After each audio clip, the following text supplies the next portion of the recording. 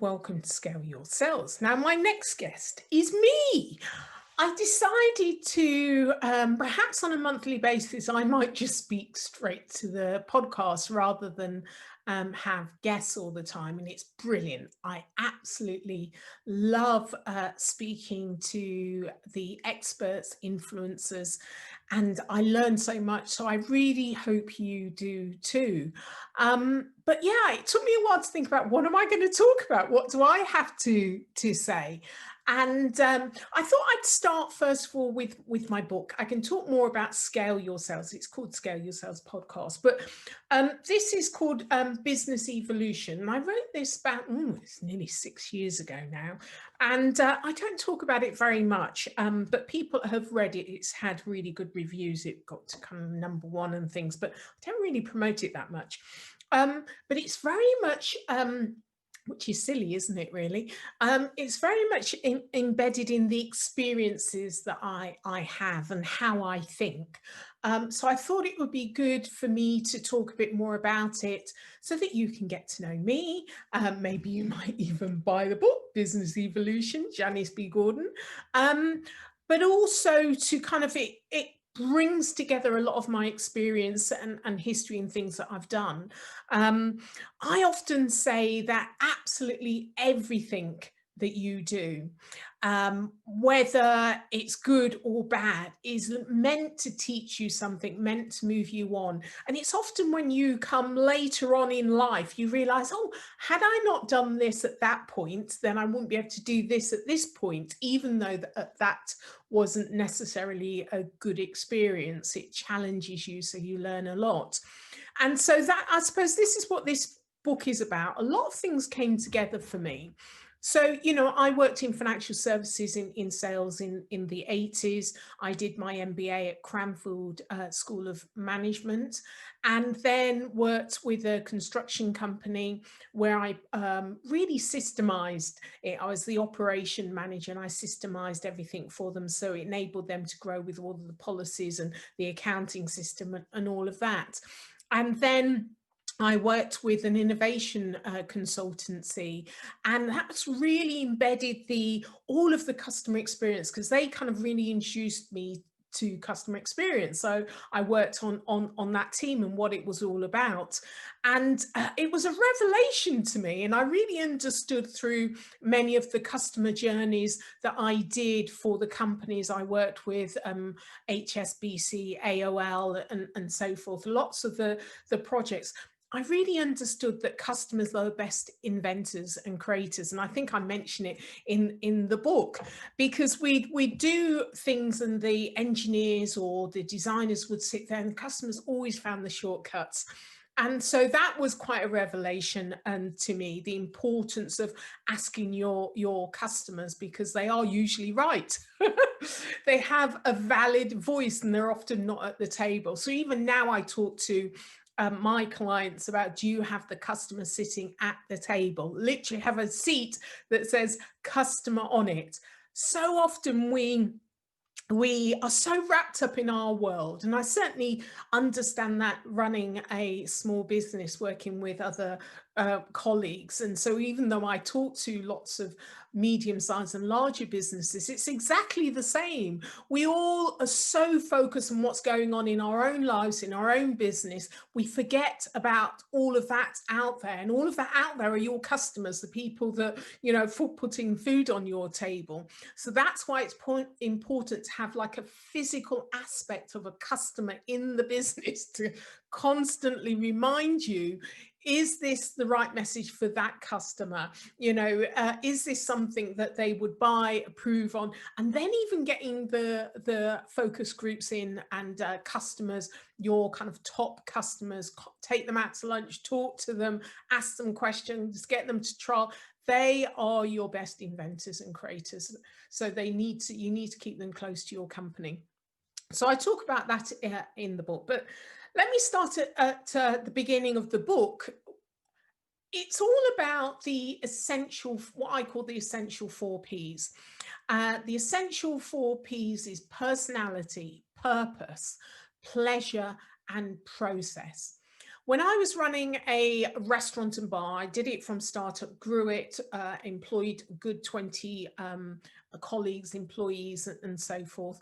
And I realized, and this was in the 1990s, so I realized that I, as the founder or co-founder owner, the kind of the person was at the front of the company, people wanted to see me. They wanted to hear from me. They wanted to know from, what I thought, what I did. If there's a problem, they wanted to see the owner, the person responsible. And that's true even if we're talking about larger businesses as well. And especially in this day and age with social media. I mean, I'm old enough to remember when you didn't know who the chief executives were. You didn't know who the sales leaders, you didn't know anyone in the company. You knew the brand name through the advertising, and they had customer service, but that was about it. Now you can access the CEO, you can access the founders all on social media through LinkedIn, and you can make a direct complaint to them. So you need to make sure that you're managing your own brand.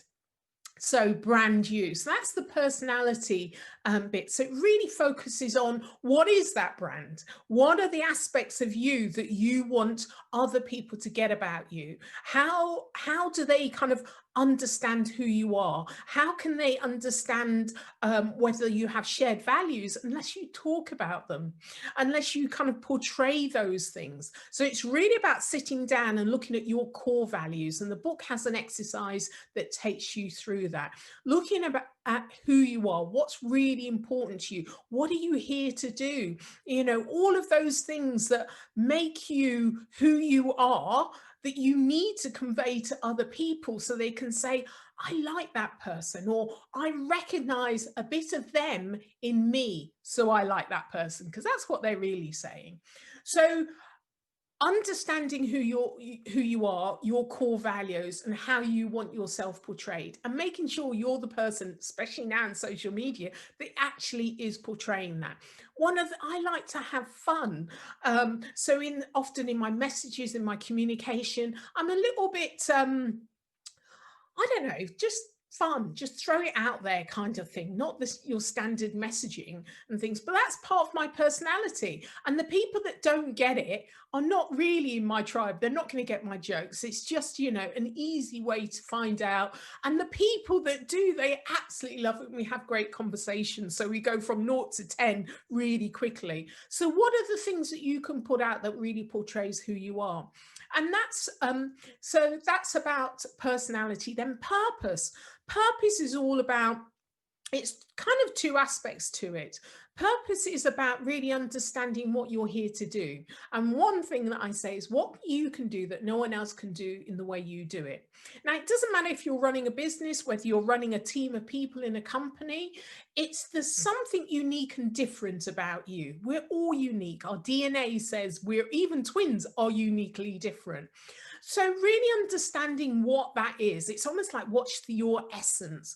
But also, if you know what your essence is, you have it for a particular reason. So it's about understanding what you're here to do. What is your purpose in life? What can you do that no one else can do in the way that you do it? I'll say that again. What can you do what can you do that no one else can do in the way that you do it? That's when I think about it too much. And so I have another exercise in the book to kind of help you to work that out. So now you know what you're here to do. Now you need to go out and do it. This is kind of your purpose. And so if you're running a business, then how do you deliver that? How are you actually doing that? So it may be, I don't know, you're a massage therapist, for want of an example. And, I like a massage where you're really putting in the elbow and kneading all of those kind of, like joints and everything. Well, you probably don't need joints, but, And so I don't like the kind of really soft strokey massages. I want to know you've been there. I want to kind of be able to fall off the table because you found all the knots and everything. So you need to tell me what you do best, what's unique and different about you in the way that you do it. And I can say, that's exactly what I want. So if you're running a team, again, how you're portraying what's uniquely different about you. You need to know what it is in order to start thinking about how you deliver that, how you're going to portray that. So that is we've got personality and purpose. Now pleasure, the third essential four P's. So pleasure is all the not customer experience, understanding your customer. It is a bit of customer experience because, you need to understand their language. You need to understand they like you and they want to work with you because they understand your values and they understand your purpose, what you can do uniquely, and how you're delivering it in the way you do it. But now it's all about the customers. It's all about attracting the customers. And you do that by using their language. So you understand that tribe of people that really like you because you've now flagged up the kind of person you are and what you do that's uniquely different. So now you need to make sure you're attracting them and magnetizing your personality, but using their language, really understanding what their wants and needs are. So you're giving your customer, your unique group of customers, pleasure. That's why it's called pleasure. But the way you're doing it by using their language, them really kind of drilling down and understanding their wants and needs. This is why the customer experience does come into it, because I've discovered all of that when I worked at the innovation consultancy, how customers, how great they are and how much they know. You really want to bring them into your tribe, and you do that by asking them questions, by understanding their language, by surveying them all the time, having them have a seat at the table so that, you become part of their tribe and they can become part of yours. But you've got to identify it and you've got to understand it. Then the last P, essential four Ps, is about process. How are you going to deliver what your customer wants, when they want it, how they want it? Because now you kind of understand them through pleasure a lot better. Now you've got to deliver it through your business. This is about your business, and it's really your business being externally focused on that unique group of customers because they understand you and you understand them. So processes is and it doesn't mean that it doesn't include people. Certainly it does, but they're the ones that are delivering the processes. So what kind of processes? How are you going to deliver that pleasure to those customers? What are the systems that you're going to use? What are the thank yous? What are the customer services trick? Now, if you were again a smaller business, because they're easier examples, like a plumber, it may be that you always leave something behind. You're particularly tidy and you always clean up, but you always leave a little gift. You don't tell the customers, you leave something, a box of something for them as a thank you. So when they come home or when, they turn around, they've shut the door, it's a little surprise and you've already thought about that. You might have 5 different little gifts, one for a family, one for a single person, whatever, that are suitable. You've already organized that. It doesn't have to cost a lot of money, but it makes a difference. Do you think they're going to go back into the office and talk about you, how brilliant you were because you did something that's uniquely different? Of course they are. They're going to refer you. So, it becomes part of your referral because part of your process, it's just a process that you have that's meaningful, that's aligned to the type of customers you have, that's aligned to the values you have. It's aligned to delivering what you do to give your customers pleasure. That's why the fourth one, process. So it can, you have to think about what is the level of customer service you're going to deliver, and you almost need to systemize it so it happens consistently, and that's why it's really important.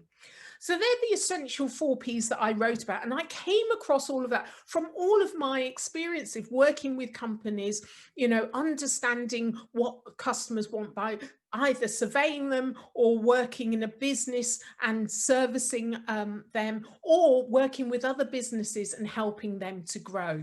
So yeah, the essential 4 Ps, it's a book I'm really proud of. People, when they read it, they say it's like having your voice in my head, and that's fantastic. That's absolutely fantastic. Voice of the customer, I've got my voice in here. So yeah, I just wanted to really introduce myself to you. I think next time I'll talk a bit more about scale your sales, but I also will probably be talking about some of the clients that I'm working with, and some of the work that I'm doing. So I hope you've enjoyed this podcast. It's a little bit unusual, but I did think actually I'm spend so much time platforming other experts that you probably don't know much about me and what I do. So yeah, you're probably in a month I'll do another one of these. If there's any questions, anything that you want to ask me or you want me to talk about, or you've got someone really interesting that you would want platformed on Scale Your Sales podcast, please do contact me through my website, Scale Your Sales, or the podcast, and let me know. I'd love your comments. I would absolutely love you to rate the podcast. Feedback from my customers is always useful. It's something I always talk to my clients about, that you've got to have customers at the table, and the only way I know that you're there and you're listening is by your responses, your comments, and your reviews. So thank you so much for supporting Scale Your Sales podcast, and that's it from me. All right then, bye.